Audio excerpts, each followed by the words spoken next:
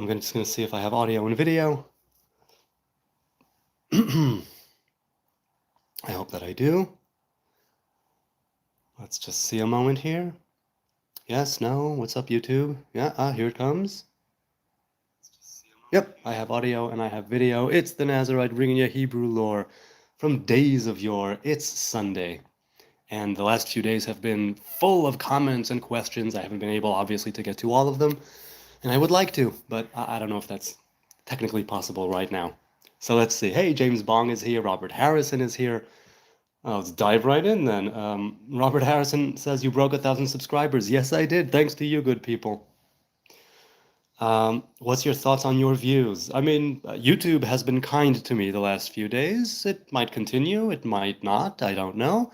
Either way, I keep on trucking and doing my thing. I don't think I'm going to be changing the format. The only thing that has been changing in the last couple of chats is that I don't go one by one, but I do go to the end of the chat wherever it is at that time after I'm done addressing whatever comment or question was presented.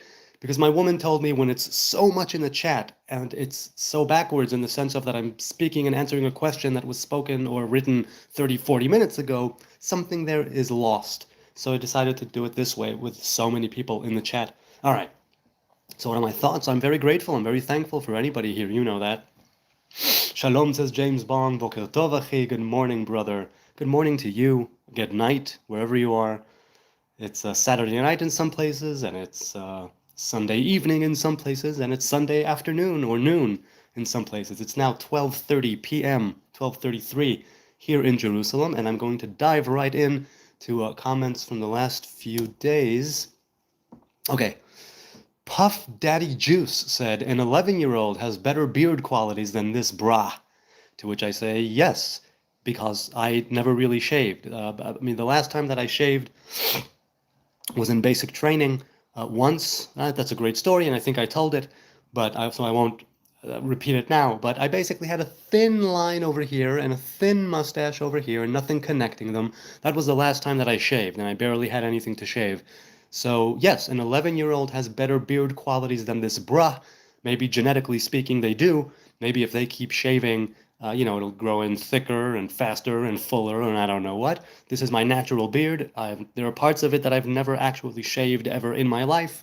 So yes, 11-year-olds, some 11-year-olds are surprisingly hairy. Some 11-year-olds are surprisingly with the genes, growing the hair, even facial hair, right? With a bar mitzvah mustache at 10 or 11. All right, Wholesome Ragers said, Wholesome Ragers, a nice oxymoron, said, happy holidays, spreading love, wanted to say you are amazing to be around, thank you. Black, white, Asian, who cares, we are all people, keep spreading that positivity, and let that smile show, brother, love ya. Yes, it's good, because, there's so much darkness and, so many horrible things going on in the world, and such separation and segregation and negative vibrations, and so to spread some love, to have a smile, to have a joke, to have a laugh, to have acceptance here of black, white, Asian, whatever, as he said. We are all people. Agreed. We are all people. Now, there are times to be positive and there are times to be negative. The times to be positive are more than the times to be negative, in my view. At least if you can afford to. Muhammad was a child rapist, said Italo Canadese 81. I think that I read that Aisha, his woman at the time, was 9 years old, so by today's definition, he would be considered a child rapist, yes. Dino556 says, with plans for world domination, yes, I, much like Pinky and the Brain, am looking to take over the world. Gee, Brain, what do you want to do tonight? Nude Thorn Leeson says, let me shave you, and a heart. No, I don't think so. I like the hair, I like the beard, I don't think it's going anywhere. Are you the mythical Yeti? Asks Silent Villain Z6F. No, I'm not mythical. I am a Yeti, I'll give you that. But I'm not mythical. W Jews, says Yummy Jerry. Yummy Jerry as in Ben and Jerry? Incidentally, I mean, I can only partake of the vegan ones because I'm vegan, but people, what is your favorite Ben and Jerry's flavor? And do you know of a specific Ben and Jerry's flavor that is particular to your region, your local area, your country? I know that they exist. Z44 says we should all... Oh, I'm sorry. He said, to be, yeah, there's so much shit going on. And I think honestly it could be solved in some simple words. One way, I think we should incorporate orange into a positive way into our clothes, not in prisons. Orange is pretty good. Orange is very good. We should all just wear orange today every year. I think it should be a new tradition to wear orange today. Well, look, orange is the Netherlands. People on the Queen's Day, or when Beatrix, Her Majesty, was queen, she died, if I'm not mistaken, and now there's the king, right? On the King's Day, they all wear orange, and it's orange everywhere, all over the Netherlands, all over Amsterdam for sure. It's all orange, and it's lovely.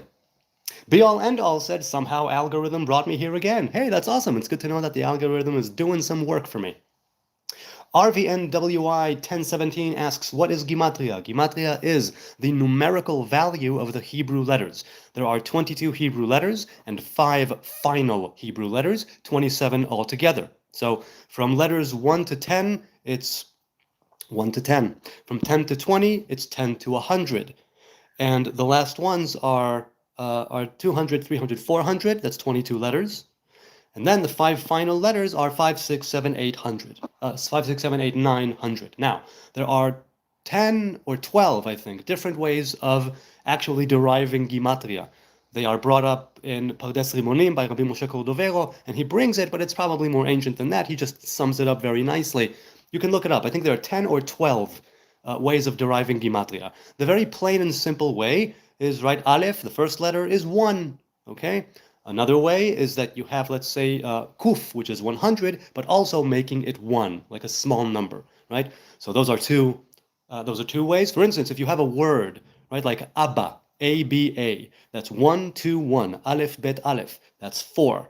But you have the Aleph, Bet, Aleph and the letters of the word. So that together would be a Gematria of 7, because it's Aleph, Bet, Aleph, that's 4, and 3 letters, that's 7. That's another way of making Gematria. And so Gematria, our sages say, is something that should be at the end, let's say, of like a meal, like for dessert. It's not something that you should make the bulk, right, of a piece of knowledge or a piece of Torah or a lesson, but it's something to sort of supplement that wisdom that you are speaking of. Which is why I'm not a big fan of Gematria as a main course. It's, it's either an aperitif, if that's the right way, right, or an hors d'oeuvre, or a dessert, right? It's either leading into a teaching, supplementing a teaching, but it's not the bulk of the teaching itself. That's how I think about it. Many other people are heavily into Gematria, basing many different teachings on them, but that's not the case with me. I've found that it's lovely if it comes together, and it's nice as an addition to something, but not as a main teaching in and of itself. Hyperbolemic Ethiopian says, dog, hella Jewish, he on Jewish. All right? Let me put it this way. First of all, I hope your bulimia is, I hope that's cured. He asked for being Ethiopian, right on. So are you actually in Ethiopia? I wonder. Julian Katan 6900 says, tell us some 2026 stuff. Well, I don't, it's the Gregorian calendar, and I follow the Hebrew calendar as well as the Gregorian calendar. 2026 stuff, AI is going to get even more in your face. I mean, that's a given, but it's all I have to say right now. David DeNovo says, bro, why don't you trim that so it's even and less pube looking? Because it's just the natural, I go with it naturally, right? I just let it grow naturally. The hair and the beard, I let them grow naturally without shaving, without trimming, without manipulating them. And I mean, look, I put some lotion inside of there so it's not all scaly and dry. And I put shampoo when I shower. When I shampoo my head, I'll shampoo my beard as well. Occasionally, I'll use some moisturizer or beard oil on the hairs themselves. But basically, there's the sebum, right? The body's natural oil that exists on the scalp and in the beard. And it's been, it's looking fine as far as I'm concerned. As for it looking less pube looking, no. No, I know my woman would probably want me to trim it and make it less puby, but she's okay with it. She's cool with it, overall. Let's continue. Why are all Jews so musty, asks, well, W1. We're not all musty. Why, some Jews are positively metrosexual. So, I don't know why Jews are all musty. As far as I'm concerned, there are Jews in so many different places. That's really tarring us with one brush there, and I don't think that's fair. You'll never trim, says well W1. I mean, look, Far be it from me to say never, but it's not in my plans to trim not the hair or the beard, just because that's the look that I'm sporting, you know. John Smith says, my aim now is to kill a bear in a hand-to-hand combat. Well, depending. If it's a bear cub, you have a good shot. If it's an angry mama bear who just found out that you killed her bear cub, you may have less of a chance. So it really depends on the circumstances there, John Smith. Hand-to-hand combat, that should be, that's quite a thing. I know that a while back there was the man versus bear, right? Who would you rather be stuck in the woods with? Wasn't that a thing? Fake as Matisyahu, says Silent Villain. All right, well, I'm not fake. I have an ass. My name isn't Matisyahu. But seeing as how, I want to address it not just one by one, Matisyahu was a Chabad chassid, right? A chassid of Chabad, and I'm not, though I enjoy their teachings, I'm not a chassid of Chabad. Second of all, I don't sing in any kind of reggae or I don't sing at all, actually, unless we're at the Shabbos table and I'm belting out a few choice hymns. And no, I don't think so. I don't think so. Why is it that you say I am a fake-ass Matisyahu? I'd love to know. And if, I'll agree with you if you give me a good, good point there. Okay. Take a shower and shave, says El Honrandavujan. Well, take a shower. Later today I will. As for shaving, no, I don't think so. I don't think I will shave, but I appreciate the advice. Yes. He will never shave or cut his dreadlocks, says Robert Harrison. Yeah, that's the plan. I hope to go to my grave under my vow. So we'll see. RVN says, if Gematria is the dessert, then what would it be the appetizer for someone who is interested in Judaism? I mean, the Torah, just the 5 books of Moses. Read the Torah and see what calls out to you, right? See what it is that shines and says, hey, pay attention to this. Hey, look at this. Hey, what about this? Hey, maybe go deeply into this. You can check out the commentaries and you can check out the oral traditions associated with the different verses. And there are so many rabbis and preachers and sages and websites to choose from. But if Gematria is the dessert, then the appetizer, no, you know what? The entree would be the Torah. The appetizer would be stand-up. That would be the appetizer to interest. If you're interested in Judaism, get into some good Jewish comics. That's a good appetizer. Marty says, how far back y'all want Palestine? I don't know what you mean, Marty. Could you be a little bit more clear about that? Star Fox says, my dream is to have a house. What is blown up Gaza? Build a beach house. Well, look, I hope Gaza is able to repair. I hope the people living in Gaza will end the war by de-radicalizing the population and getting Hamas out of their, off of their necks. Then we'll be able to have actual peace. A tenuous, perhaps, and stressful peace, but peace nonetheless. Just like we have with Jordan, just like we have with Egypt. So hopefully that will be the case. Are you Jewish too? Asks Celestial King Mini Stries. Yes, I am. I am a Jew, not of the tribe of Judah, but a Jew nonetheless. Henry Gradewell says, hey, what's up? 2260 says, hey, what's up? What's up, Henry? How are you doing? People out there in the chat, let me know how your weekend is coming along. How was your Shabbos? How was your Sunday? Is it Saturday night? Is it Sunday afternoon like here? Is it Sunday evening? Where are you at? Gaza voted for Hamas, says Simple Rick. He's simple, but he's no dummy. Come back to the flavor of your own completion. Come home to the impossible flavor of your own completion, right? Something like that. Come home to Simple Rick. That is such a great line.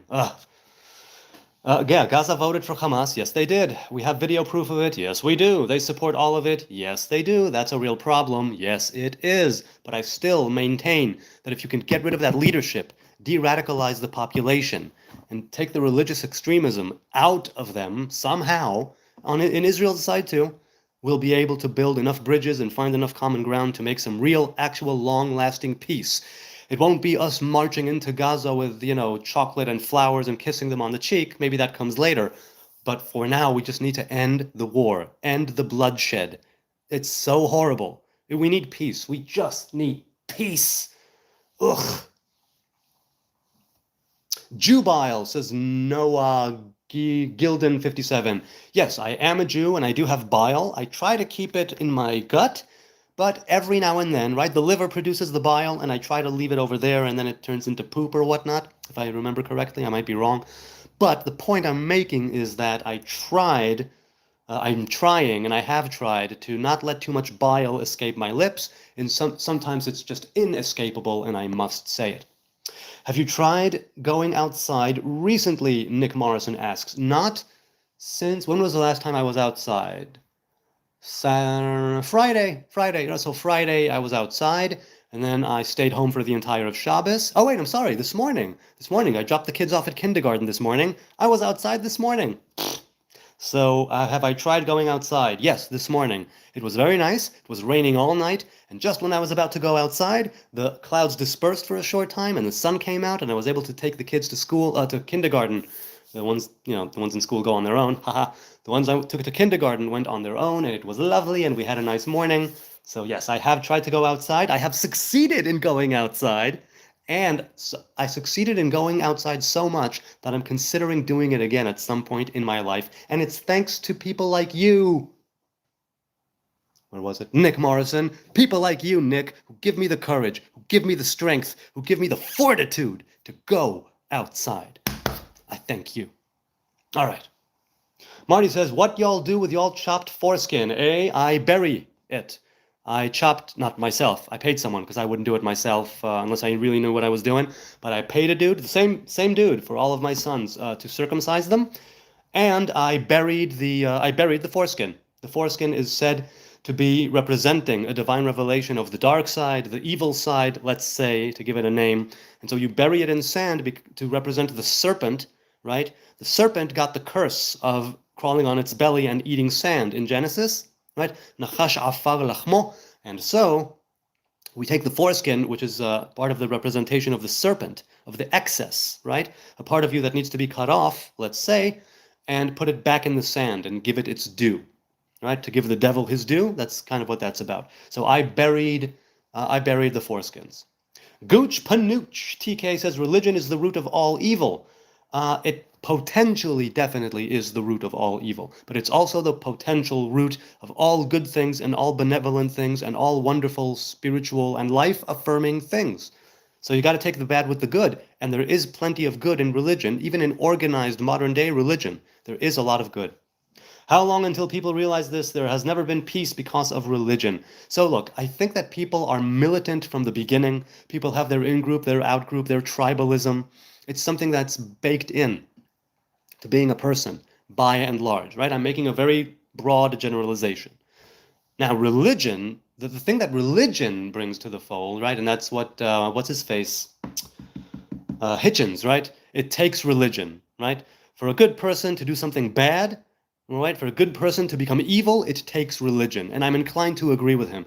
Because when you're doing something in the name of God, and you think that you have God on your side, and you are righteous, and you are redeeming the world, you're saving the world, you're doing God's will, you're the one who's got it, and everybody else does not. You go with your truth, you go with your righteousness, it can lead you down a very dark, dark path.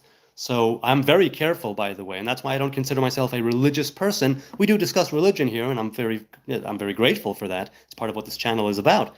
But I don't consider myself a typical religious man, also because of that, because I know how evil it could be in the hands of the wrong people, thinking the wrong things, doing the wrong things.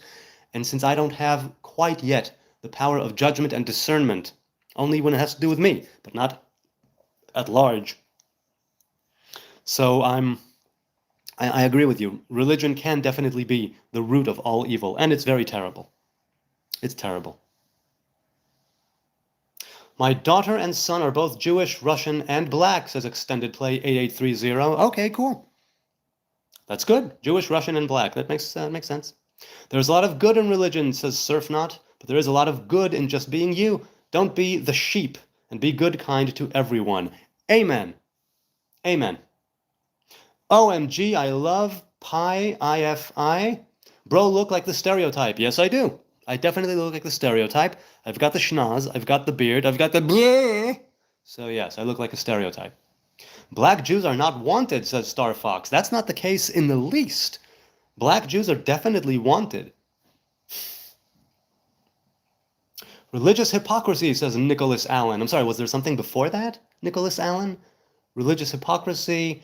Please point out where I've been a hypocrite so far, and I'll gladly admit it, right? I'm here to also admit my wrongs, if I have them. And I do have them. I just, if I do this here now, let me know. Step out of religion and step into a relationship with Jesus, says Nick Miller. Well, I don't follow Jesus. He's not my Lord. He's not my Savior. He's not my God. He's not a king. He's not my prophet. He's none of those things. He's just a guy. He may have lived and died a righteous Hebrew man, but he's dead, and once he's dead, that's it. I don't follow the dead. I don't worship the dead.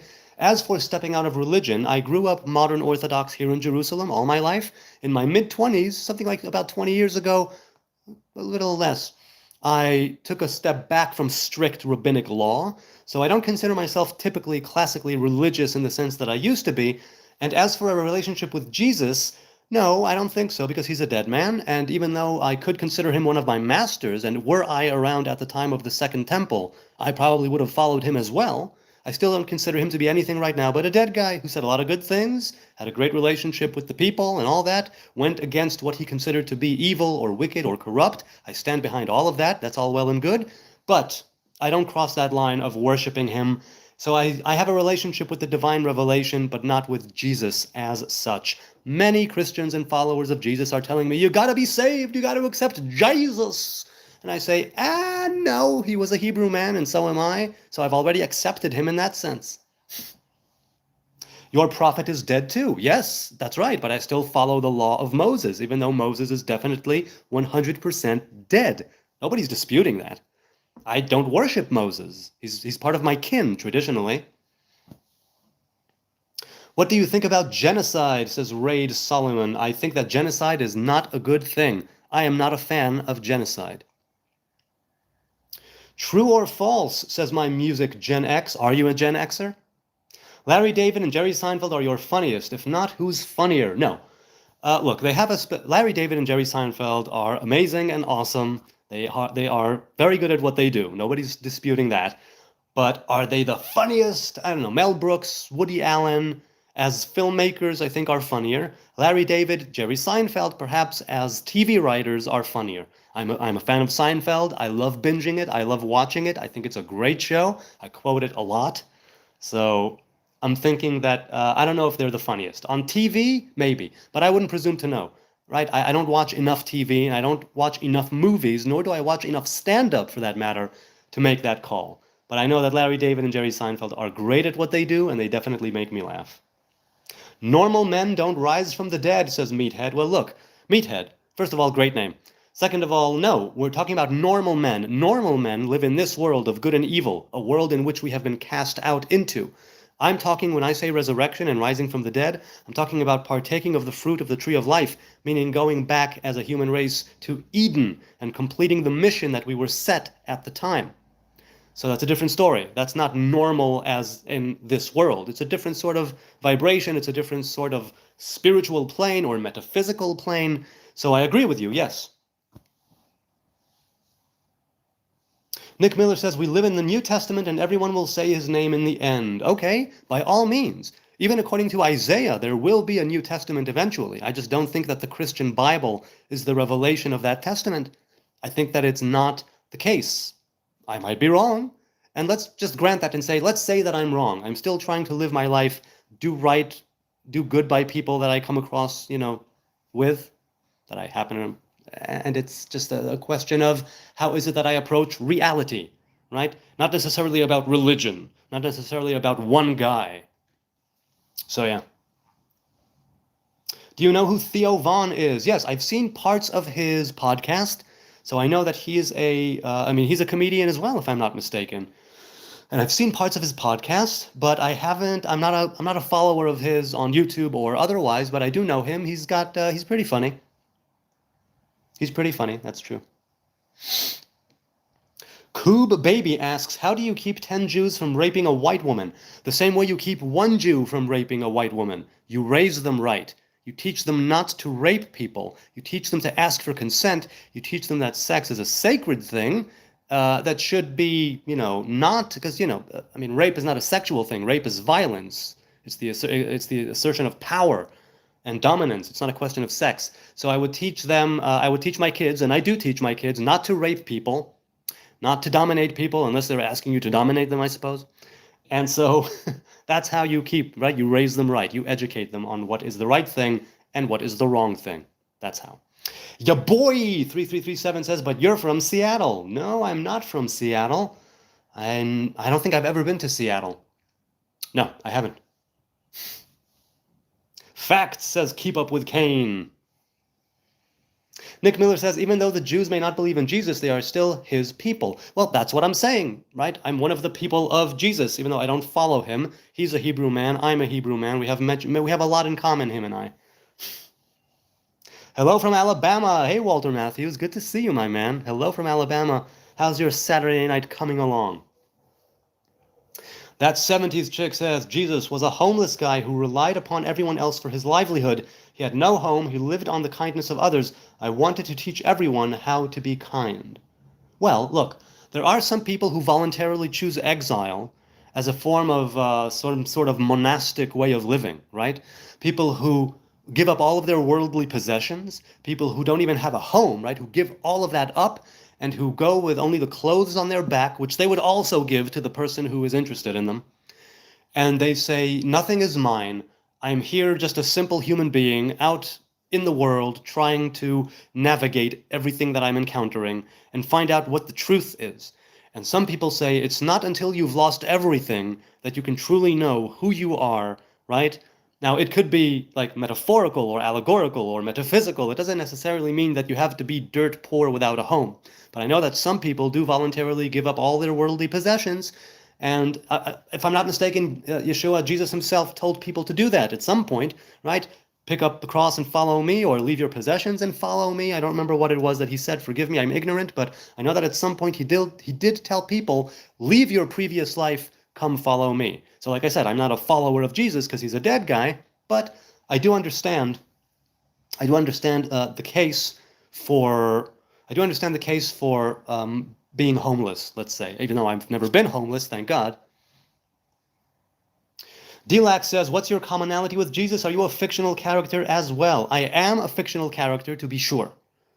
However, in some realities, I do exist. And so if I'm existing on this reality right now in your pixelated screen, then that's a good thing for me and for you, hopefully. So, because, there's some value or entertainment to be derived here.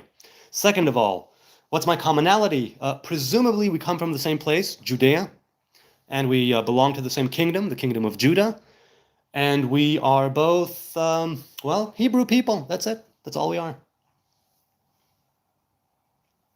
Wait, is this guy Jewish or atheist? I am a Jew, although there are atheist Jews, because Jew is also a cultural thing. Jew is also a geographical and ethnic thing. There are many Jews who don't believe that there is a God, and nevertheless they are Jewish in the sense that they were biologically Jewish, born to a Jewish mother nowadays. You a lost soul, says Walter Matthews. Yes, I am. I'm trying to find my way back. I definitely am a lost soul. However, I do have a lot of signposts up ahead, and I do have, my family and the Torah to guide me. So even though I am lost, the Torah and the light of the Torah is definitely helping me find my way. What are we talking about, sir? Well, I'm just going through the chat, and we're having a nice discussion here on faith, spirituality, religion, self-development, being homeless, not shaving, whatever the case may be, we're going to talk about it. So stick around, Seth M3P999. Weak beard having says Cortez. Yeah, I don't think it's in my genes. I've never shaved, so this is the natural beard that grew. That's just how it grows. Chef Burns says, you're a Jew? No way, I wouldn't have known. Yes. If the beard and the schnoz wasn't enough to give it away, I can't help you. But yes, for sure. Skinny pigeon looking, says Cortez. Again, it's genes. I have tried to bulk up a little bit. I haven't been to the gym in a couple of months, but I have tried to bulk up a little bit, and it's very difficult for me to gain weight. I'm healthy, right? All of my blood work comes back fine. I supplement B12, occasionally vitamin D, and I stay skinny no matter what. My wife hates me, but I am one of those people who can eat whatever they want and not gain a single kilogram or pound. And the thing is that sort of genetics is wasted on me because I'm vegan, so... Careful of Torah, says Shiny Wizard. Some that's evil and tainted. Well, there are different facets to the Torah. I choose to go with the parts of the Torah that speak to me. I choose to go with the parts of the Torah that have wisdom and that have benevolence, right? And that have goodness and kindness about them. And there's also, look, most of the Hebrew Bible is not what to do. Most of it is what not to do. And as such, this is the way that I look at it. I look at history, I look at the sacred texts, I look at the present day, and I discern and cautiously try to make some sort of idea of how it is that I'm supposed to comport myself in the world. What am I supposed to do? How am I supposed to act? What am I supposed to wear? How am I supposed to behave? How am I supposed to talk? How am I supposed to react to things? Right? And the Torah has all of that inside of it. So then it's a question simply of, I have this text, I have this people, I have this land here that I'm a part of. Now what? That's how I'm going with it. But definitely there are people who warp the Torah, there are people who perverse the Torah, there are people who say that the Torah is evil and tainted, specifically the oral Torah, the oral traditions, people say is evil and tainted, and I don't deny that there are parts of the written and the oral Torah alike that have wickedness in them, not as in wicked teachings, but simply it's a Torah by people for people, which means that it spoke in the tongues of men and women, which means that we live in a world of good and evil. That's what the Torah is, right? It has good and it has evil. What is it that you're seeking? What is it that you're pursuing? What is it that you're doing? The Torah will have it there. If you're looking for it, it will be there. What's your view of the Kabbalah, says Self-Poison Band? So I don't consider myself a Kabbalist. I consider myself a student of the Tree of Life. I've been studying Kabbalah more on than off ever since I was 16 years old. And my view of it is that some people warp it, some people perverse it, some people don't study it properly. I think if you're going to study Kabbalah, you need to do it with a proper master. It's very, very, very important that you do it, at least in the beginning, with a proper master. I think it's very important that you have tshuva, repentance, returning, that you have the covenant in mind. I think it's important that you are aiming at the right thing, because the Kabbalah can show you or teach you certain things that if you receive them in a wrong way, it can be detrimental to your spiritual health. And lest we forget, there is that idea of Kabbalah Ma'asit or Ma'asiyit, which is Kabbalah that is practical Kabbalah that I stay away from completely. And so my view of it is that it's an amazing Torah, it's an amazing wisdom, it's an ancient lore that I am definitely happy to study. And I still, after many, many years, I started studying Kabbalah over 25 years ago, and I still consider myself to be studying introductions to introductions of introductions. That's all I'm going to say, because that's all that it is. Do you think Jesus, guess what, says, do you think Jesus alone can save you without a denomination attached? I'm not a follower of Jesus. I'm not looking to be saved, not by Jesus, not by Joseph, not by Mary, or not by any other sage or prophet. I'm looking to save myself to the best of my ability, with the grace of the Most High God and with God's help. However, do I think you'll have to ask a Christian or somebody who follows Jesus? I have no idea. You didn't answer his question. What is Kabbalah? Oh, I didn't. Was that the question? What it is? Kabbalah is the 10 emanations of the Most High God, known as the 10 Sfirot, or the Tree of Life, and the different relationships between them. Kabbalah is learning about the blueprint of creation and how it's manifested in the image of God, personified by the human being, and it's about the different commandments, the mitzvot, and their secrets, let's put it that way, and their spiritual underpinning. Kabbalah means to receive. That's literally what that means in Hebrew. Lekabel is to receive. Kabbalah is reception. Okay? For instance, when we have in an office, there's a reception area, we call that Kabbalah. That's what it is. So Kabbalah means to receive, and it depends on the individual and how they receive this wisdom that manifests in them, right? How they receive them is later externalized in what they do, which is why that some people who are not learning it properly with a proper master, they take what they think is right and they say it's wrong. They take what they think is wrong and they say it's right, left, left, whatever the case may be. So what is it? It is a way of learning about the divine revelation and how it pertains to the world and to the individual. That's what Kabbalah is. That's all it is. Sweet Gay says, obnoxious. Yes, I am highly obnoxious. This is correct. I do not deny. Do you have to be, so you have to be a schizo to understand what it is? No. And I wouldn't presume to know that that's exactly what it's about. You'll have to ask a Kabbalist, and I'm no Kabbalist. However, if you're talking about a schizo, no, I've never gone through a schizoid episode, and I'm not a schizophrenic, not a diagnosed one anyway, and I don't think I am. What you need to have is an open mind. You need to have an open heart. You need to study the regular 5 books of Moses, right? Just like you can't go jumping into calculus before you know your addition and multiplication, right? In the very same way, you can't jump right into Kabbalah. You ought to have a backbone of the 5 books of Moses, the prophets, the writings, the scrolls, actually living out the commandments, right? And you need to have that backbone of personality traits which are good, virtues like humility, right? And like being soft and being flexible. You know what I'm saying? So it won't be something that you clash against. Because there are many things in Kabbalah that will warp your brain if you misunderstand them, and nobody wants that. Quick take on Islam, says Salty First Mate. Aye, aye, matey. My take on Islam has been warped by decades of war, bloodshed, terrorism. So my view on it, going from that, would be warped. So I have no take on Islam, because all I know is the bad stuff. So, and I don't think that that's Islam, which is why I have no take. I hope at some point, when the area is de-radicalized, I'll be able to read the Quran, I'll be able to go a little bit into the Hadith, and I'll be able to actually start to understand what Islam is. But I don't have a take on Islam because it would be tainted by evil and wickedness that I'm surrounded by all the time. What's your take on Jesus? You've probably been asked this already, but I'm a new viewer, says Stefan. Yes, I would have followed him at the time when he was living, but he's dead, so that's it. A dead man, he remains, no more, no less. A potential Messiah, a potential sage, a potential prophet, a potential king, a potential anointed one.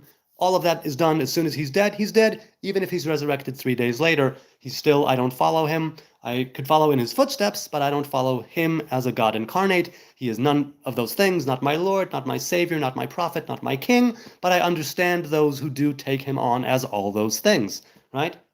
That's what I do. That's what I'm saying, I mean. Okay. Are there any parts of the New Testament, asks my Music Gen X, that you think should be in the Tanakh? No, just because I'm not the one who canonized the Tanakh. There are many things that were left out of the Tanakh that maybe should have been put in. There are certain things that were put in that maybe should have been left out. The sages who canonized the Tanakh had their own different hierarchy, right? And view, right, of what is sacred, what is not as sacred, what is there for generations, and what is there only locally. So I don't know. I do know that I read the New Testament once. I enjoyed the gospel very much. The rest of it really did not speak to me, especially when I saw how the apostles, the letters, the acts, and all of that later, how it's warping things in the Torah to fit a Jesus as Messiah, King of Kings agenda. And that I could see just with a plain, simple view of a normal, dumbass Hebrew man, that no, that is not the way of the Torah. But the gospel, in many ways, definitely is the way of the Torah, and so that's what spoke to me to a great degree. Okay. Are you from Israel? Asks Umar. Yes, I am. I'm in Jerusalem, El-Quds, Zion. Yes, I am a Jew. Who was that? Nafiz. Nafiz, yes, I am a Jew. What about Quran? Did you read it? No, so I just said I'm not going to read the Quran until this war is over. When we have peace, I'll be able to read the Quran. Until then, my mind, I won't be able to be objective. Do you understand? If I'm going to read a holy text of a religion, I would want to be as objective as I can.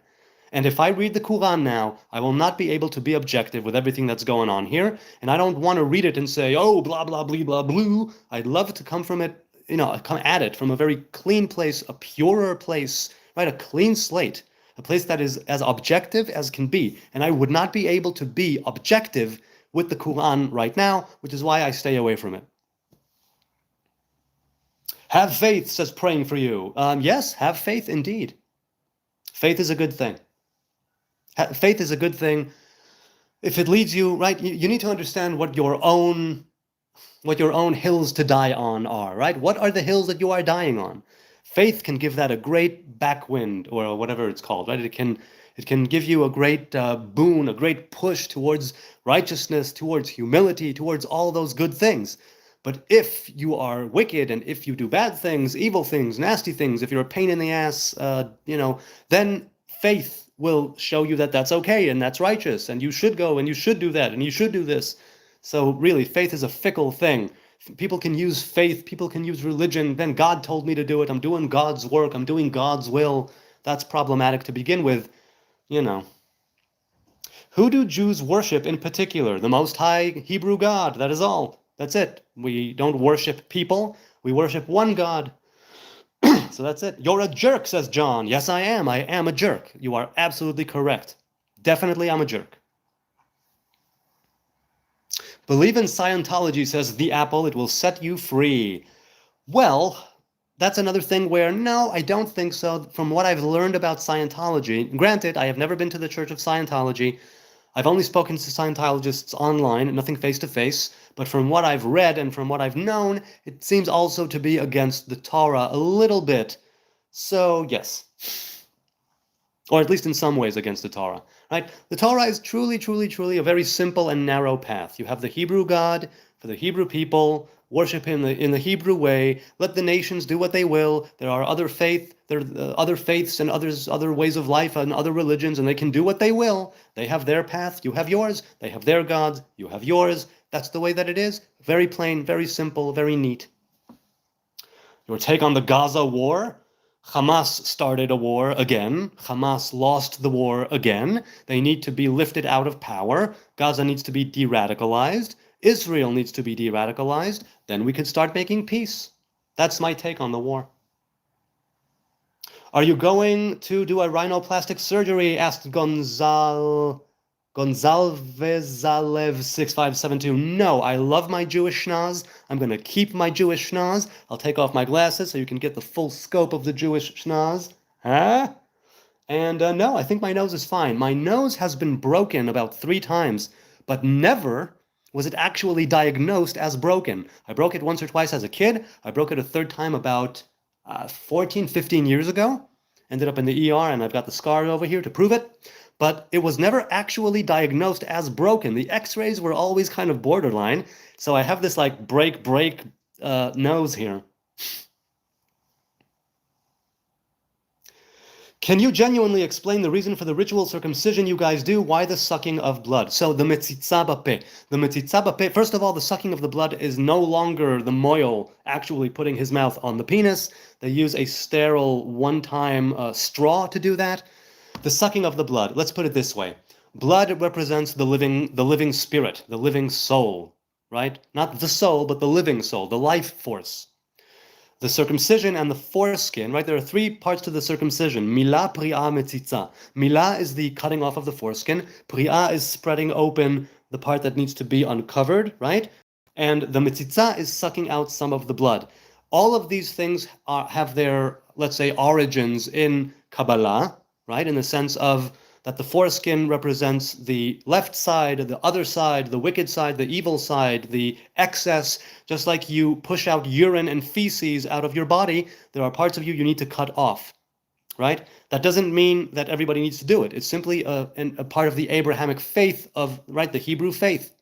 I know other people do it too. For us, it's part of the tradition. It's making a covenant in one's flesh. Women, incidentally, have it internally. That's why you don't need to circumcise women. That's a horrible practice, and I hope that it's abolished from all the world. Of course, many people say male circumcision is completely barbaric and should be abolished. Fair enough. I can understand why.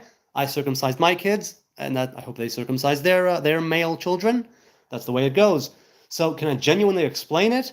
Maybe not to the degree that people will be able to understand it, but it has to do with what the mouth represents and what the blood represents and what the covenant represents. These are all divine revelations, right? Coming in and being made flesh in the flesh and putting a covenant in the flesh and making that connection, right?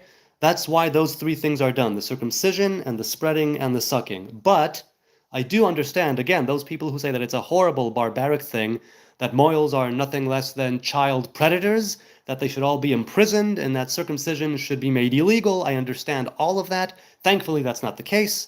But I do understand where they're coming from, and I'm not even going to say that they're wrong, because far be it from me to judge them and say that they're wrong.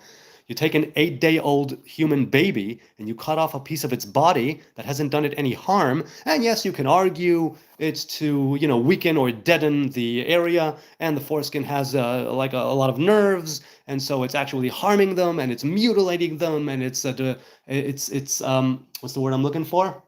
Anyway, it causes so they later will have less sexual pleasure, less sensitivity. On the other hand, no phimosis, right? A lot less risk, a lower risk of infection, lower risk of cancer. I don't remember which one. I think.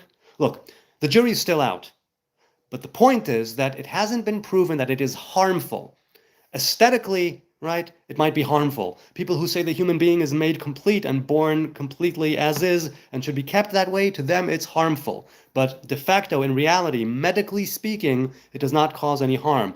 As for moils accidentally cutting things off and botching a circumcision and things like that, yes, that unfortunately does exist. And you can make the case, well, if there's a chance that something could happen to the baby, then throw the baby out with the bathwater, as it were, and don't do it at all. And then I say, no, having the covenant in the flesh is a big, big, big deal, even though you are Jewish even without that. You are Jewish, right? If you're born to a Jewish mother nowadays, you are a Jew even without the covenant of circumcision in your flesh. But having that covenant of circumcision, right, this is the organ that brings the sperm, right, out. Right, it starts at the mind of the father, so to speak, and then in the testes, it's actually made physically, and then it comes out of the right, and then it shoots out of the vas. But the idea is that this is an organ that shoots out this life force, right? It's part of what makes us human beings creators, made in God's image. The fact that we could come together like any other mammal, of course, but we also have the spiritual element, and so it's a life-giving organ, and as such, it needs to have that circumcision to symbolize the covenant that is in our flesh, in our life from birth. And people say, but a baby cannot consent. It's like, yes, precisely. A baby cannot consent because consent means judgment. Judgment means using your brain. Using your brain means that you are old enough, let's say, to tell the difference between this and that. We live in a world of duality, of good and evil. This circumcision is something that is beyond that, which is why you do it to a helpless child of 8 days old. First of all, on the 8th day, the vitamin K goes way up, and there are medical reasons why it's done on the 8th day, spiritual reasons, right? 7 represents the natural world, 8 represents the spiritual or higher world. The sucking of the blood is something where, right, I bury the foreskin, you suck out some of the blood. It all has to do with, speaking of the Kabbalah, of the relationship between the different emanations and the divine revelation. That is the plain and simple explanation or addressing of the question, but I don't think I did it justice. If you want to know, ask a proper moil, why is it that that's done? Okay, let's continue down to the chat. My grandfather was a Jew, and I'm proud of it, says Dawid Scout. Thanks, man. It's good to know that he was Jewish, so thanks for the info. What would you say to someone on a wicked path and wants change, asks Mike F. I would say start with what you can do, and take no thought for the future. Think of the present here and now. Don't take thought of the past either, because you'll drown in sadness and sorrow. Think of 1 or 2 things, even right now, at this very moment, think of 1 or 2 things that you could do, that you actually do want to do, break it down even into like infinitesimally small micro steps, and start doing it. You're going to fail again, you're going to fail again, and you're going to fail better.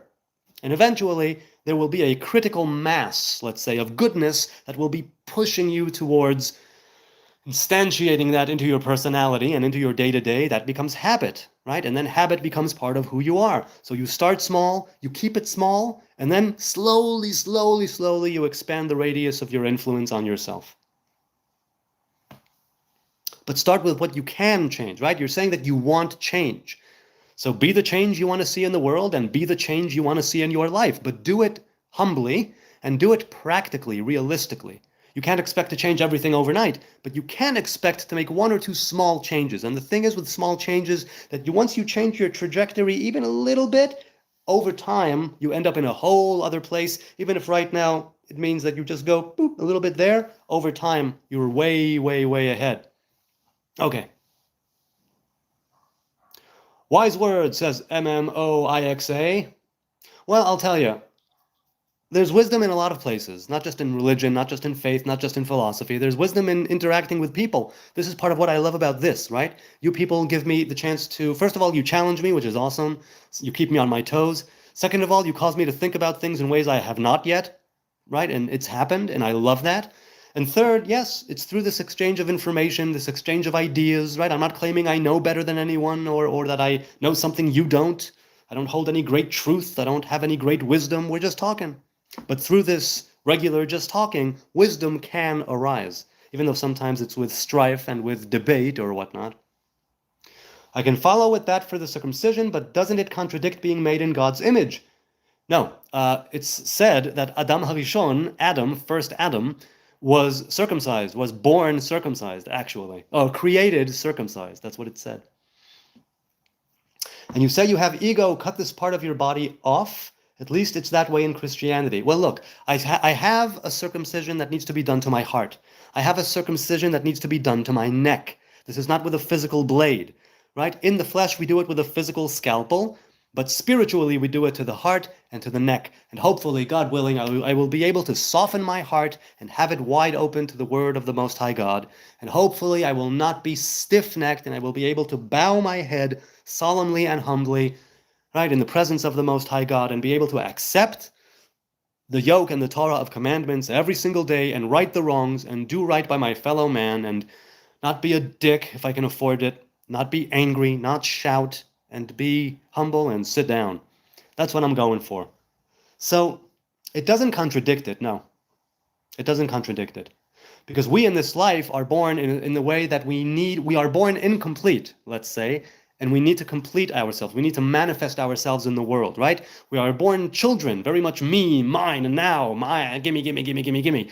But then when we start to grow up, we realize, oh, there are other people around here, and there's a whole plane of responsibility that I need to partake of, right? There's a society that I should be a part of, and that means interacting with people. That means having a transactional sort of relationship with many, many people. You develop personas, right? You're a son, and you're an employee, and you're a this, and you're a that. You're a student, you're a cousin, you're a brother. You wear all these hats, and you take those on as you gain life experience, and in doing so, you learn how to manifest yourself in fullness and give that gift of what is yours to give to the world, your particular gift, your particular mission. You learn that through interacting with others. You learn that through you revealing yourself. Circumcision is revealing that life force physically, taking off the cover and revealing it in the world. That's not to say that you should be an exhibitionist, unless that's your thing, I guess. But when you cut off the foreskin that covers the organ of procreation, right, then you are uncovering that part of you that it's a symbolic thing, it's a spiritual thing, right? And it's a covenant that means it's in my flesh from when I'm 8 days old. Now, not everybody does it at 8 days. I did it later. I was born premature. Point is, it's a covenant that's in my flesh, above thought, above consent, above judgment, above discernment. Something that I didn't decide to do.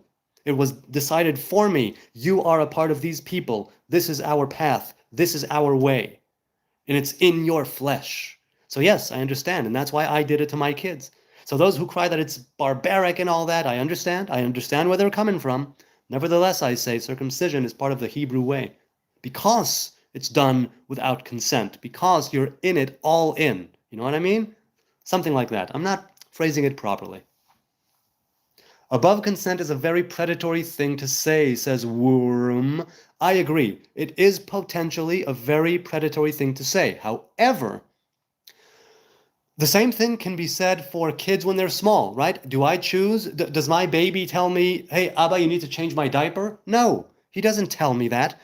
So I take him and I lay him down and I take his pants off and I yank down the diaper and I change his diaper and I touch around his private area and I put cream on there and I wipe all the poop out, and I didn't get consent. Why is it that I am touching my baby's private area without consent? Well, because it's a baby. It needs to be done. That's part of hygiene. It's part of good health. It's part of me keeping him clean and healthy. In the very same way, circumcision is keeping you clean and healthy spiritually, and to some degree clean and healthy physically, right? Easier to clean, less risk of infection, that whole thing. But definitely, above consent is a very predatory thing to say. I say it only in the context of infants, right? And even then, as soon as the baby becomes a toddler, as soon as they start forming a mind of their own, to the best of my ability, I give them the opportunity to voice their consent. I give them options. I don't ever give my kids options if I don't want to actually follow the one that they choose. Right? It's like, okay, you can do A, B, or C. And then they choose C. And I go, no, let's do A. No. If I give them options, I go with what they choose. I never give options when I'm the one who knows what it will be at the end. I always give them options, and knowing that in these cases, I can give them options because they can give consent to this or this or this.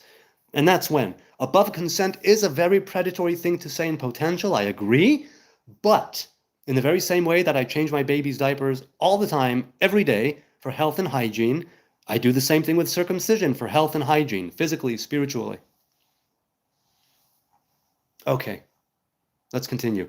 Do you condemn the IDF? Asks DApe6851. Hey, we're all apes, man. No, I don't. I was in the IDF from age 20 until 38.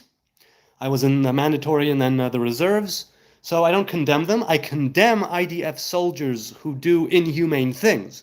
I condemn individual IDF soldiers who go against regulations, who take matters into their own hands, and who act in horrible, horrible ways to people and to innocent people who don't deserve it.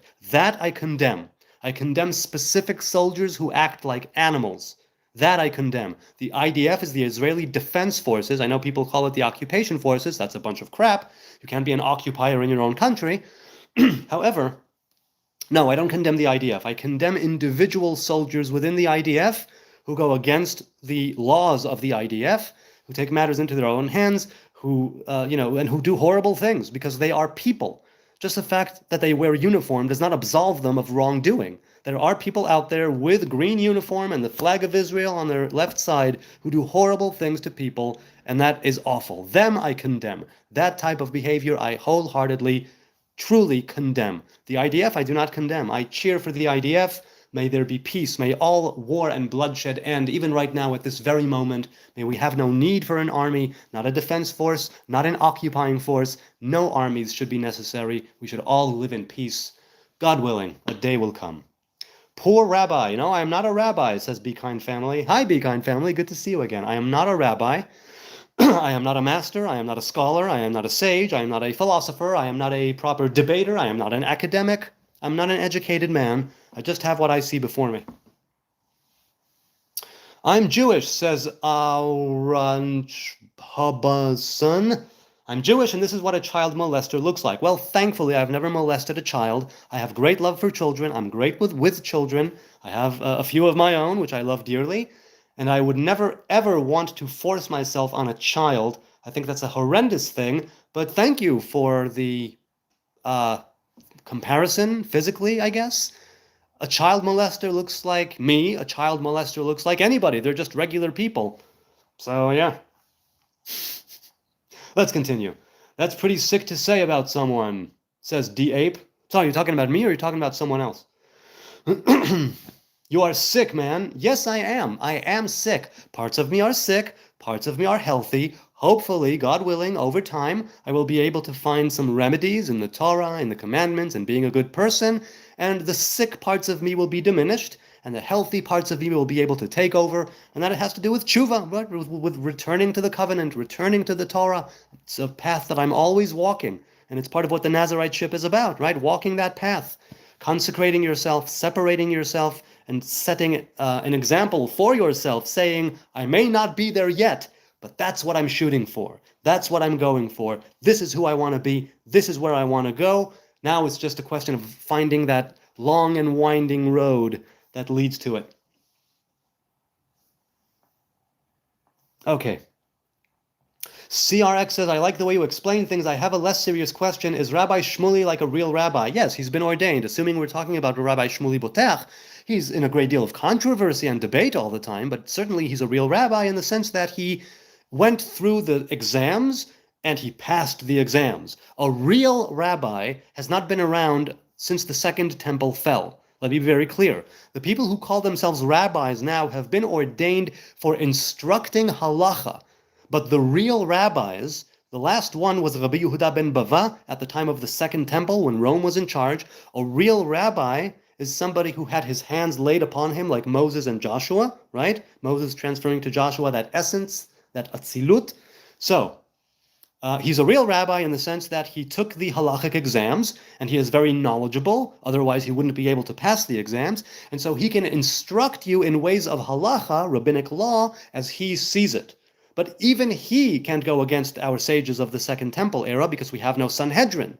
So even he can't break or make different rulings. He can only sort of extrapolate and do what he can with the hand that he was dealt thousands of years ago, because we have no Sanhedrin, we have no temple, we have no priesthood. It's a problem. We have priests, but no priesthood.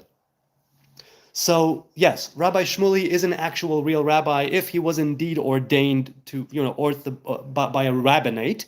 He was and is a rabbi in the technical instructor sense, but he is not a real rabbi in the sense that, was around up until the Second Temple era from the time of Moses. Those were what was considered real rabbis. These now are rabbis by name, but they're not rabbis by essence in the sense that they can instruct, but it's not the same. It's not even close. Over the years, people have tried to reinstate the laying of the hands, and they have been thwarted at every turn. Every time that it came about, there was no consensus among the different Torah sages of the generation. The last time that it happened, and almost did happen, was a few hundred years ago in Tzfat, Rabbi Yaakov Beirav, 400 or 500 years ago or so, and it could be that it's happened since again, but the more famous case recently, in recent history, was a few hundred years ago. I think it's about 400 years ago or so, and the sages of Tzfat got together and they said, let's renew the smicha, and the sages of Jerusalem said, no, you don't. We will not agree to it, and if there's no consensus, then there's nobody to have the true authority, and if there is no true authority and it's in dispute, then the smicha is null and void. So I think he is a real rabbi in the technical sense. I've seen some videos, he says, of him talking about how Europeans have Jew hatred in their DNA and sex toy vid. So Rabbi Shmuley has the book Kosher Sex. I have not read it, but I am a fan of kosher sex. I think there's a lot of fun you can have, a lot of games you can play within the confines of a kosher marriage. So I'm a great fan of that. I think many people, religious and non-religious alike, are wholly oppressed when it comes to sex. I think that sex is a great thing, a wonderful thing, an amazing, mind-blowing, face-melting thing when it's right.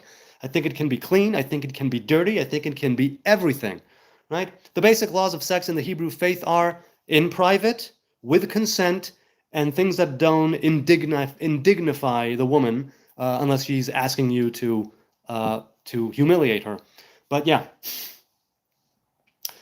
And as for Europeans have Jew hatred in their DNA, I think what he's trying to say, and I've said this before, is that according to history and even recent history, it doesn't take much to light the flame of Jew hatred. All it takes is a little spark, right?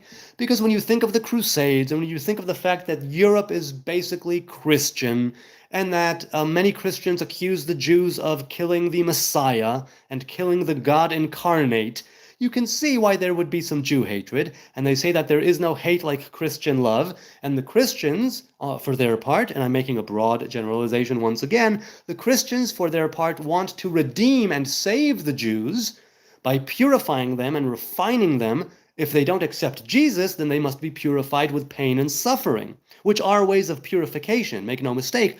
But the thing is that they are doing it in the name of God to Jews and others, right? Heretics and non-believers and others alike. So, is it in the DNA? It looks like it sometimes, I'll tell you that. Even if it's not physically in their DNA coding, I think it doesn't take much to get Jew hatred going. It doesn't take much at all. Because of history. I mean, look at the blood libel of the matzah Passover, or the Passover matzah, right? So many times it was said that Jews kill Christian kids to use their blood to make matzah. In the same breath, right? They say that it's the Jews who follow an Old Testament. The Jews who follow the Old Testament know that the Torah says several times, vehemently, no blood is to be consumed. For the same reason that you suck some of the blood out of the wound of the circumcision, you're not supposed to do that, right? You let the blood go, you kosher it with salt, you spill it on the ground, and you cover it with earth, because you're not supposed to partake of the blood. You're supposed to partake of the flesh, not the blood. And some parts of the flesh you're not even allowed to do, right? Because of Jacob and the messenger, that whole thing. So is it in their DNA? No. But is it really easy to rile up Jew hatred? Yes. Definitely yes. Why are we watching a sick person? Asked Walter Matthews. By all means, move on. I'm just trying to have a conversation.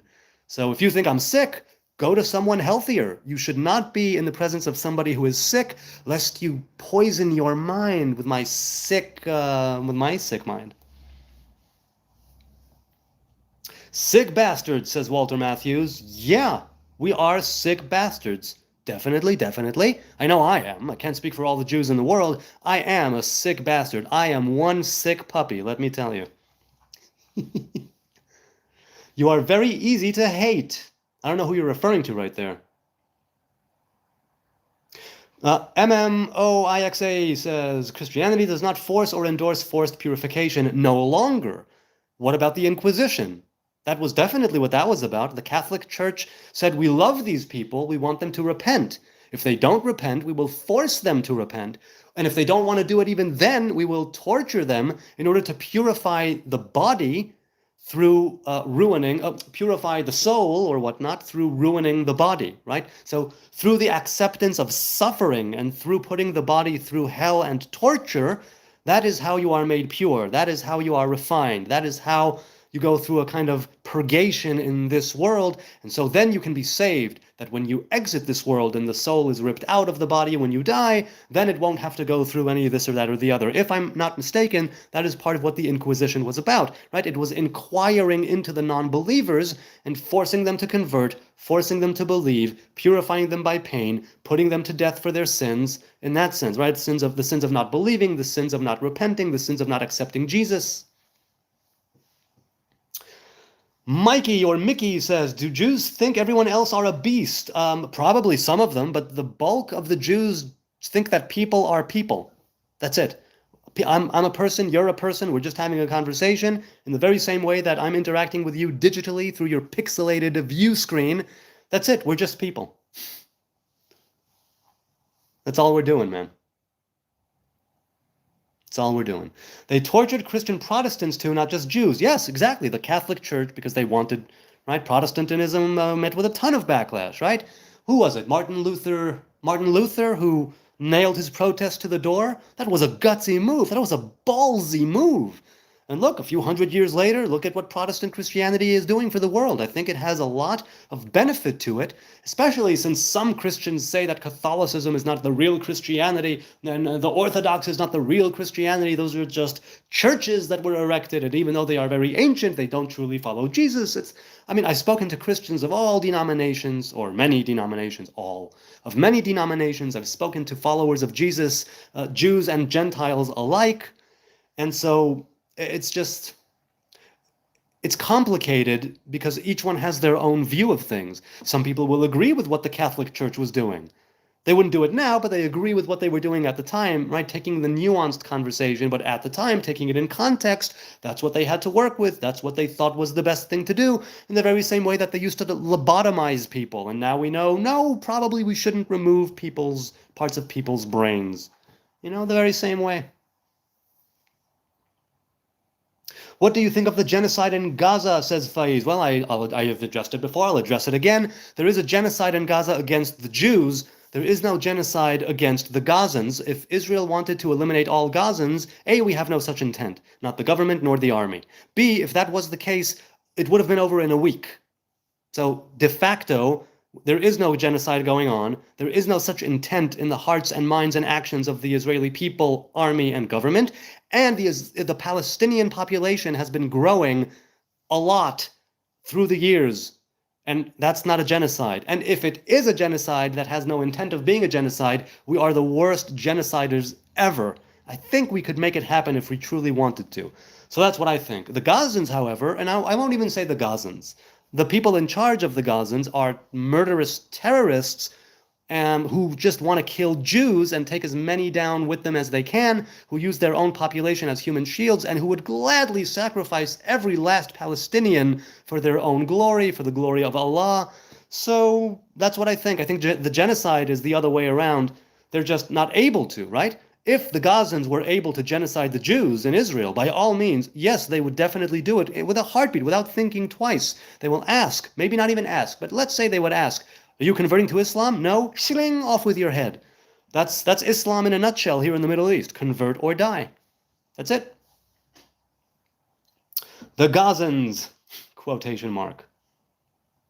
CRX says, why don't you believe in Jesus? The most rational evidence is the people who saw him and died for their belief in him. I personally wouldn't die for a lie. Okay, first of all, many people die for a truth. Many people die for a lie that they think is truth. So that's not any kind of evidence.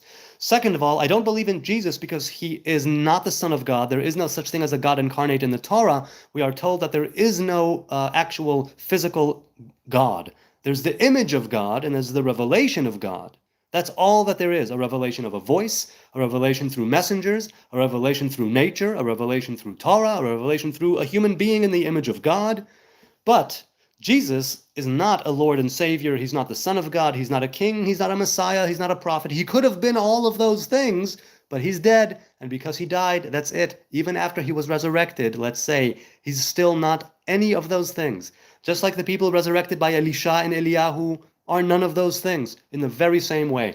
So you're talking about rational evidence that somebody is the Son of God? Don't you see that as kind of contradictory? I see no rational evidence in that whatsoever.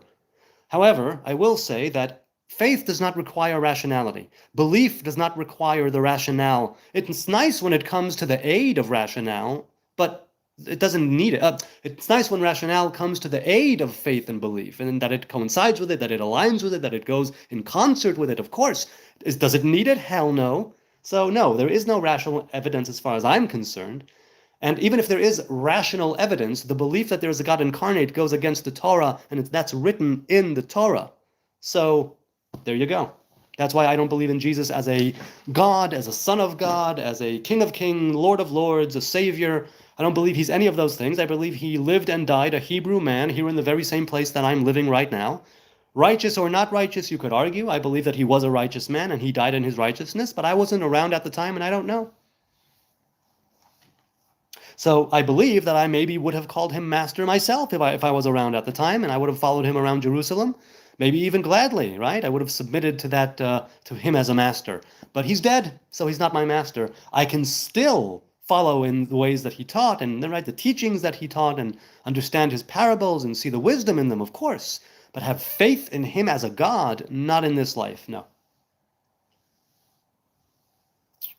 Take a shower. Thanks. As I've said, I will take a shower later on. Thank you. If you had not said that, I probably would not have taken a shower until I die. But now, H1 Monarch, now that you've told me to take a shower, I definitely will. Why, I would do it right now, here and now, if it wasn't against YouTube's guidelines. But thank you. It's a good thing you told me. I would not have known that I should keep myself clean and healthy. What would I do without you? H1, thank you, from the bottom of my schnoz. Okay. Do you actually sacrifice kids, says Alan Baker. No, that is also against the Torah. There is no sacrificial, there is no sacrificing of human beings. There is no sacrificing now of animals. And with the third temple, if it is built, will be a vegan temple. That's what I say. That's also backed by scripture. So that's what I'm thinking, right? A vegetarian, vegan temple. Do we sacrifice kids? No, we do not. You could say that we sacrifice them by having them join the army as conscriptors, right? Mandatory service. Some would say that's there's a sacrificial element in that, yes. But we have no altars now standing nowadays, so we have no animal sacrifice or human sacrifice. What does foreskin tastes like, Fender Guitar God 1? Do you play a Fender guitar? What is your favorite guitar? Why, I have a Stratocaster right here that belongs to my woman. A US Stratocaster, mind you. I'm more of an acoustic guy, but that does have a good sound. I don't know what foreskin tastes like. I don't think I've ever tasted it. I have taken my children's foreskins and buried them in the earth. I don't think I tasted them, so I don't know. People, if you have tasted foreskin, I also have not sucked any penis that has a foreskin, or that doesn't for that matter. So I don't know what the foreskin tastes like. But people out there, women, if you have engaged in oral sex with, or men, if you're gay, if you've engaged in oral sex with an uncut penis, right, with a complete penis, what does foreskin taste like? I know that there is, right, the smegma, the cheese dick thing that we avoid, but I don't know. I really don't. Isn't rising back from the dead the kind of thing the Son of God would do? No, it isn't actually. If there is no physical God incarnate, what Messiah are you guys waiting for? I am not waiting for a Messiah, personally. I think we can bypass the king. We can bypass the temple, right? We be kings of our own fate. We have the King of Kings, Adonai, right, as our king, like Samuel told the people. We have the body as our temple. There was no temple in Eden. There was no king with a crown in Eden, and that's what I'm shooting for. I'm shooting for an Edenic state of life, right, to the degree that I can do it here in this world after we've been cast out. Right? That means being vegan, that means being naked and vulnerable. Not a nudist, I mean metaphysically naked and vulnerable. I also love nudity, but that's beside the point. I mean, I don't want us all to walk around naked right now. We do require clothing for different reasons, but... So I'm not waiting for a Messiah, definitely not. If he comes, for sure, if he's accepted by the people, if he rallies the people under one banner, builds the temple, eradicates Amalek and all that, whatever he does do, we can bypass all of that. We don't need the king, we don't need the temple, we don't need to eradicate Amalek because we don't know who they are de facto, which nation they are. We can just go back to being a unified human race as one, like we were in Eden, plain and simple, right? One God, one human race, one with nature, chilling out. That's what it was, and that's what it will be. As for coming back from the dead, no, other people have done that in the Bible, in the Hebrew Bible, and they are no son of God. We're all the sons and daughters of God in potential. We all are made in the image of God, which means that we all have the capacity for divinity to be manifested through us. That's part of what the Tree of Life is about. Understanding the relationships between the divine revelations is understanding the relationships of those divine revelations within you. The Torah and the commandments are here to guide you in such a path, in such a way that you will be able to manifest that in fullness as it's revealed to you in your own personal image of God, right, that you're created in. So it's not the kind of thing a son of God would do. It's the kind of thing that human beings do and will do once again when we partake of the fruit of the Tree of Life. But we are not quite there yet. So I disagree with you on that. But we agree to disagree, I think. That's cool. Be Kind Family says, Gentiles, El Shaddai is the name to call on, be kind and judge not. So El Shaddai is actually two different names of God, each representing a different divine revelation, right? One higher, one lower, one from the left, one from the right side, one from the center. So Faiz says, hey Nazarite, what about the Talmud and your rabbi who thinks that everyone except those who worship one God, that is Jews and Muslims, should be killed? I disagree with that, Rabbi. I think that the Talmud is a debate. The Talmud was not even supposed to be written down. The Talmud is the oral traditions that had to be written down, lest they be lost and forgotten. So they had to write it down, but it wasn't the case. The case of the oral traditions is that it's orally, from father to son, mother to daughter, right, rabbi to pupil, master to apprentice. That's how it was supposed to be done. But when they saw that exile is coming, and it might all be lost, they said, okay, we will do the unthinkable and ill-advised thing and write down and canonize the oral tradition that was never meant to be written down or canonized. The idea of the oral tradition is that the written Torah is written, the oral tradition evolves, the oral tradition progresses along with society, with science, with discovery, with advancement of the human species. But now, because of the Talmud and the Mishnah, right, being written down, due to exile and destruction, now we are sort of stuck in the old, like 2,000 years ago, and there's no real advancement in halacha, barring what they can extrapolate from those earlier rulings. And that's a problem, halachically speaking. So, what about the Talmud? It's just a series of debates. The halacha is not even written there. That's where halacha is derived, from the Mishnah and the Talmud.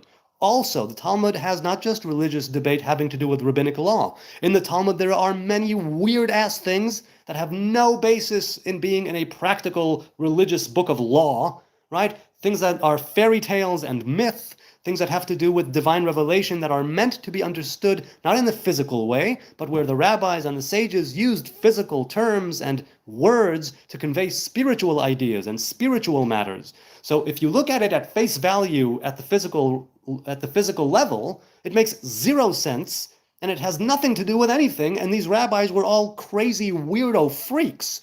On the other hand, if you understand that it was a part of a debate, and at times in a debate, you can straw man or you can steel man, and you bring an extreme in order to come to a debate and an agreement in the center.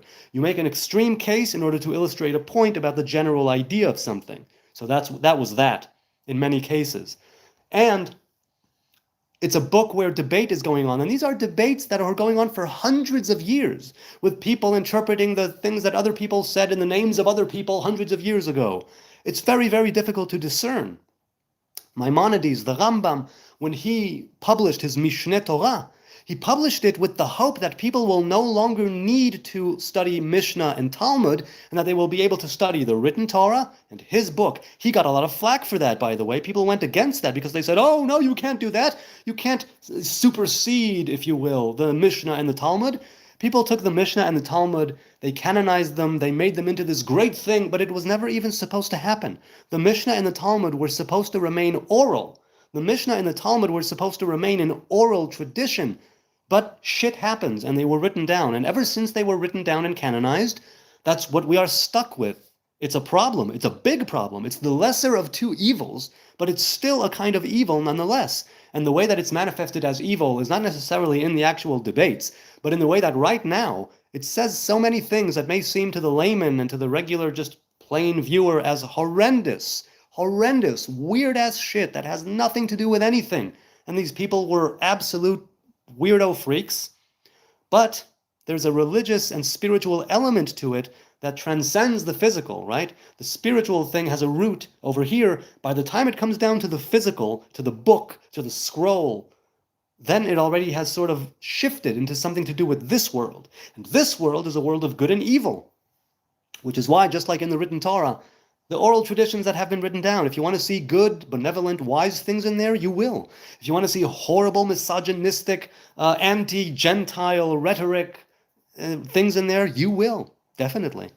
But again, the question is, now what? What is it that you go with? What principles do you take on from the Talmud?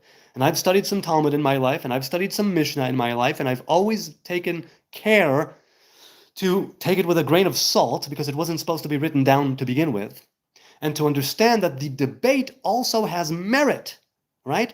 Right? We have, let's say, an issue. This rabbi says this, and this rabbi says that, and another rabbi says this. If there was only one tradition, there would be no argument. There would be no debate. But different people have different traditions. They were brought up in different ways, in different schools, in different philosophies, and that eventually, halacha for the mainstream people was, from A, B, and C. C was chosen because it's the most applicable, and most people would be able to follow it.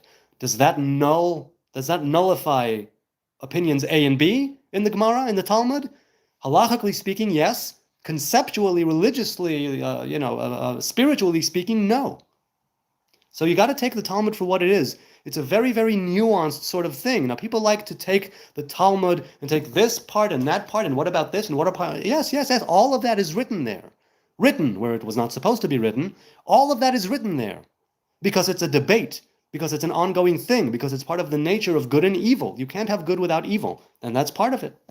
So that's what I think, by and large. I think that nobody should be killed, because that's murder. Those who worship one God should be killed. That's true only in the land of Israel, and it's only true when there's a Sanhedrin, and it's only true when the Sanhedrin actually sentences a person to death, and that only happened once or 7 or 70 years.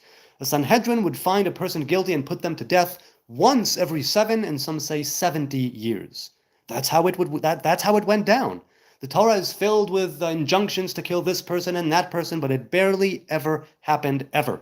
So that's what I think of the Talmud. That's what I think of my rabbi, so he says. What about your rabbi? He's not my rabbi, but okay. That everyone except for those who worship one God should be killed. I'm thinking that is a militant rabbi, and I'm not a militant Hebrew. That's it. We come from different places. We hold to different philosophies.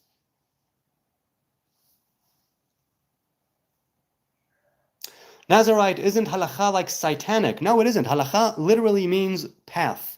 It's rabbinic law. So it's not satanic in the least. Isn't the great Satanism when it was introduced by you guys, by the way? Well, what's Satanism? There are different types of Satanism. The word Satan is a Hebrew word. It means adversary. But it means it in the positive sense of the word, as in someone who can challenge you, because it is only through experiencing challenge and strife and pushback that you can reveal hidden strengths and new forces within yourself and overcome your weaknesses, right? And overcome your shortcomings. If you're never challenged on anything, you'll just do whatever. If nobody ever pushes back on you, you will never be able to clarify your point and marshal your thoughts and your words in a coherent argument, right?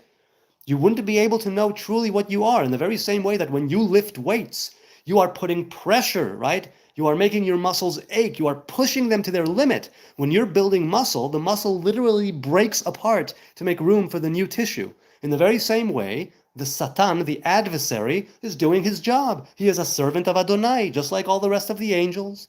He is a servant. He has a job to do, and a damn good job he is doing too. So, I've got nothing against Satanism as such. It depends which Satan you're talking about. Satan has his place. It's just that he's here to make us better, eventually.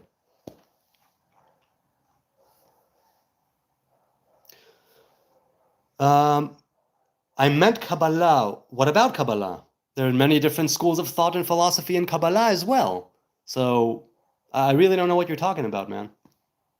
CRX says, what's up with the hardcore Jews that wear the black cube on their forehead? So I did that for many years. It's tefillin. Orthodox Jews, regular mainstream Jews wear tefillin all the time. It's supposed to be throughout the whole day, but it's traditionally worn during Shachrit, the Hebrew prayer. The reason that I stopped wearing it, by the way, is because the Nazarite either wears tefillin all day or doesn't wear it at all. And I intuitively stopped wearing it before I even knew that ruling. I stopped intuitively wearing it because I received a divine revelation that told me that I should not be wearing tefillin anymore because the crown of consecration is on my head, and I should not be replacing the physical organic crown on my head with a strap of leather from an animal. So the cube is similar to Islam's black cube, to the Kaaba. That is correct. Do you know about the esoteric beliefs of Saturn, hexagon, and the cube? I don't know about those beliefs with Saturn and the cube and the Kaaba. So what is up with them? It's said in the Torah, right? You will write it on your hand or on your arm, and it will be between your eyes. And traditionally, right, in those cubes, right, over here, if you're a lefty, you put it on the right, and if you're a righty, you put it on the left. You put it against the muscle and a bit to the left side here, and you wrap it around 7 times. You put you do the whole wrapping of the tefillin, also known as phylacteries. You do it halfway on your arm, then you put the one on your head, two straps going down, one on each side, and then you complete the wrapping of the one on the hand. Each one has its own blessing, each one has its own meaning. You can do one and not the other if you only have one, also known as tefillin, from tefillah, which means prayer.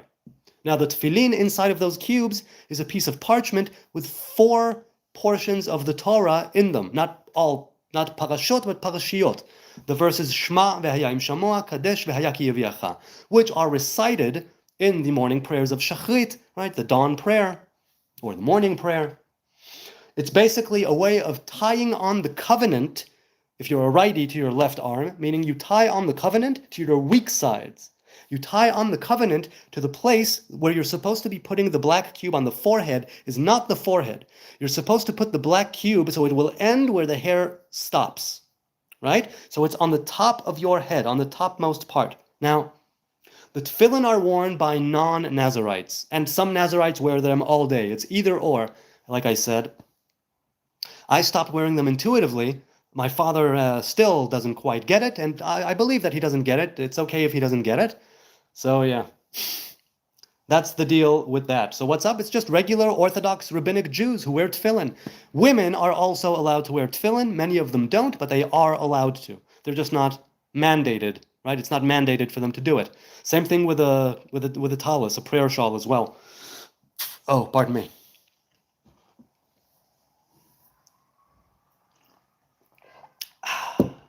Let's continue here. Continuing. By the way, it's almost an hour and a half. I am loving this chat so much. You guys are so awesome, and I deeply appreciate your time, your kind and gentle and loving attention. It's so lovely. It's not, I don't take it for granted. You guys take time out of your busy day, out of your weekend, the holiday season, to listen to my rants and rambles. I hope that it's of some value. I hope that it's of some entertainment. You're giving me a lot, and I hope I'm giving it back to you as well. Why do you guys suck dick? So again, are we talking about circumcision, or are we talking about sucking dick? Because I've never sucked a dick, so I don't know. I don't know why guys do it. I suppose that there's an element of sexuality and carnality involved. I think that it would be a great thing to do, but I have no idea. Why does your religion allow the marriage of 3-year-old and 1-day-old girls? Says this app is bad. This app is bad. So it's not that the religion allows it, is that a rabbi brought it as part of a debate when they were debating when puberty starts, right? And they all agree that it starts around 12 years old, 11, 12 years old for a girl becoming a woman, right? It has to do with the period, it has to do with the growth of hair, right? The pubic hairs, all of that. However, there is a time when supposedly, halachically speaking, this was not made into halacha, by the way, and this is what I'm talking about. Were it not for the oral traditions being written down, it would have stayed in the realm of the oral, right? From one person's mouth to another person's ears. But because it was written down, we now have a person say, why does the religion allow it? The religion does not allow the marriage, right? Halacha at the time, thousands of years ago, brought it as part of the debate on, let's say, when are you allowed to wed someone? So that was brought down there, for sure. I'm not denying that. It was a rabbi's opinion there, and I don't think it was made into halakha, though I might be wrong. However, right, because there needs to be consent. A woman must say, rotza'ani. A woman has to say, yes, I will be sanctified in the oath and covenant of marriage to this person. A 3-year-old normally cannot do that. So, if it was halacha at the time, it would not remain halacha now. And if it would be halacha now, then it would be something that would be totally different, because that would not be the halacha. Now we are a lot more progressive, we have a lot of greater understanding. Okay, I think I will say goodbye. Yeah, just over an hour and a half, a good time to say goodbye. I will see you in the next live stream, God willing, tomorrow. Thank you for being here. I deeply appreciate it. The subs, the views, the likes, the comments, the trolls, the lovers, the haters. I cherish each and every one of you. It's so much fun to engage with you here.